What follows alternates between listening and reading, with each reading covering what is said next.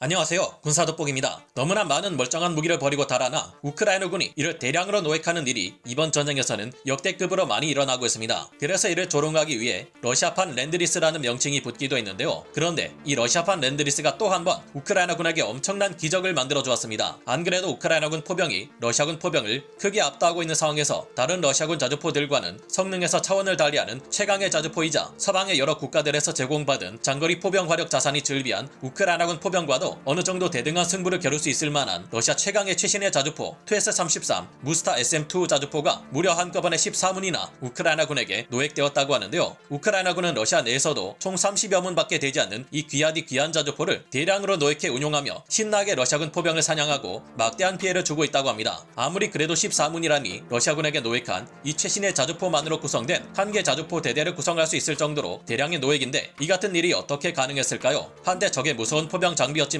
이제는 우크라이나군에게 또 하나의 매우 든든한 장거리 포격 자산이 된 이 투에스-33 무스타 SM2는 어떤 물건이기에 다른 러시아군의 자주포를 크게 능가한다는 걸까요? 더불어 또다시 러시아군이 최후의 보루인 스바우토 크레미나 방어선과 바흐무트 방면에서 공세를 시도했다가 크게 깨져 실패하고 말았다는데 이와 관련된 소식도 함께 알아보겠습니다. 전문가는 아니지만 해당 분야의 정보를 조사 정리했습니다. 본의 아니게 틀린 부분이 있을 수 있다는 점 양해해 주시면 감사하겠습니다. 최근 우크라이나군이 러시아군 포병의 가장 강력한 자주포를 무려 14문이나 노획해 전투에 매우 유용하게 사용하고 있다고 합니다. 현지 시각 12월 17일 루마니아 디펜스가 우크라이나군 관계자를 인용해 보도한 바에 따르면 러시아군의 최신형 152mm 자주포로 무려 69경이나 되는 긴 포신을 가지고 있는 투에스-33 무스타 SM2 자주포 14문을 최근 우크라이나군이 노획했고 이 자주포들은 약간의 수정 작업을 거친 다음 러시아군 포병과의 대화력전에 적극 투입되어 있다고 하는데요. 기존의 투에스-19 무스타 자주포는 일반적인 사정거리가 23km에서 24.7km 랩탄을 쏠 경우 최대 사정거리가 36km 정도에 머물렀기에 기본적으로 40km대의 사정거리를 가진 서방 세계의 M109A6 자주포, PZH-2000 자주포, 한국의 K9 자주포 등에 밀립니다. 이 같은 러시아군의 자주포는 우크라이나군의 AHS, 크라프 자주포가 지원되기 시작하면서부터 크게 밀리기 시작합니다. 한국에서 수출된 K9 자주포 차체에 영국의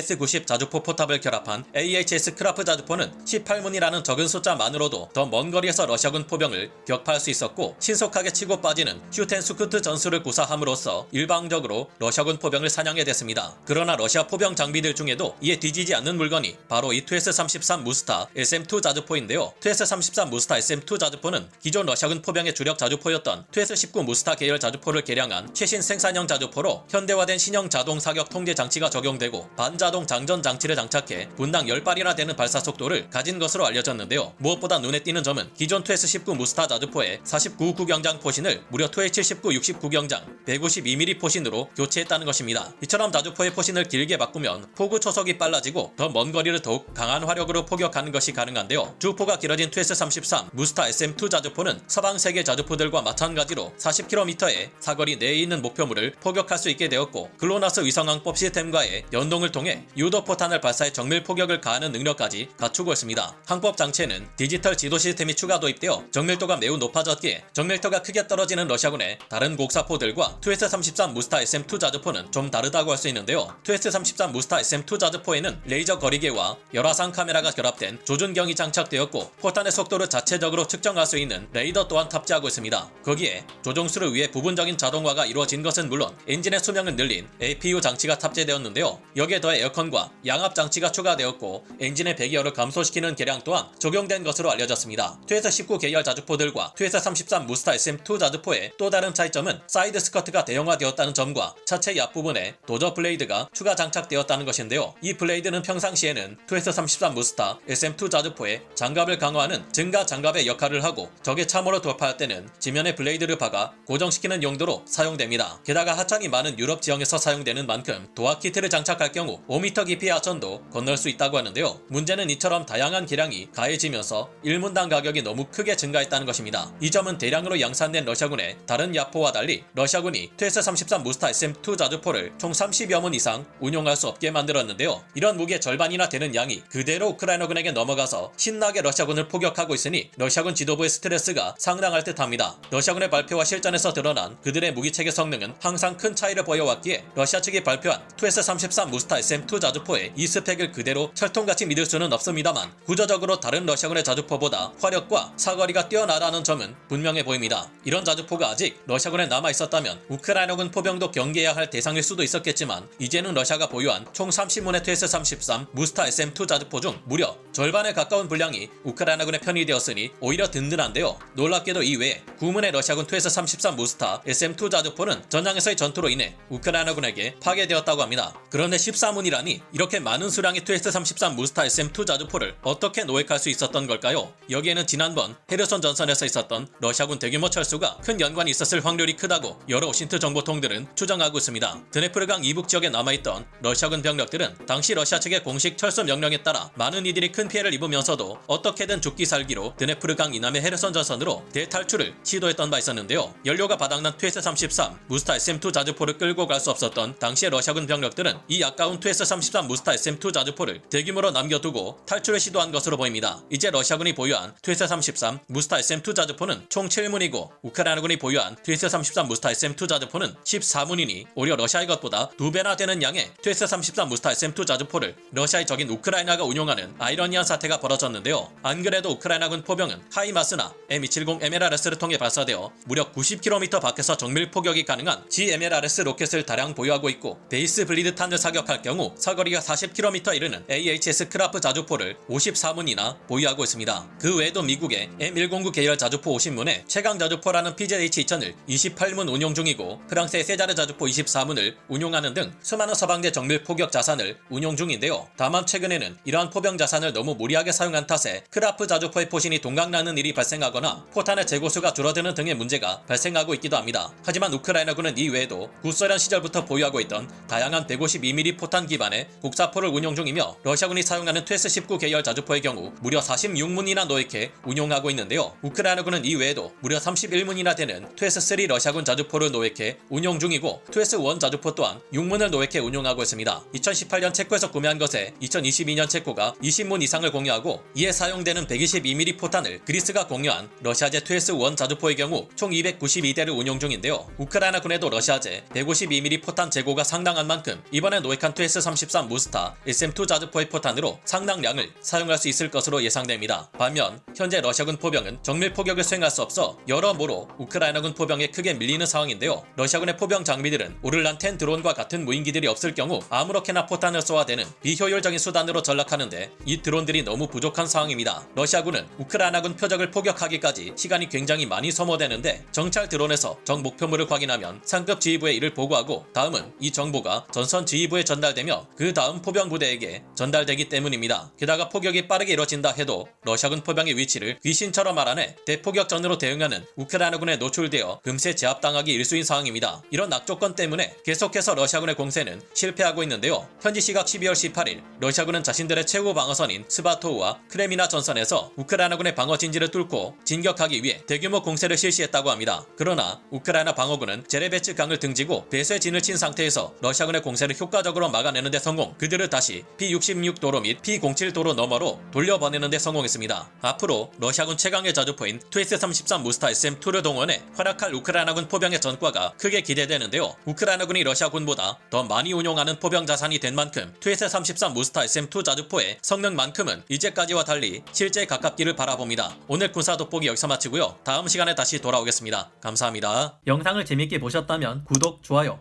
알림 설정 부탁드리겠습니다.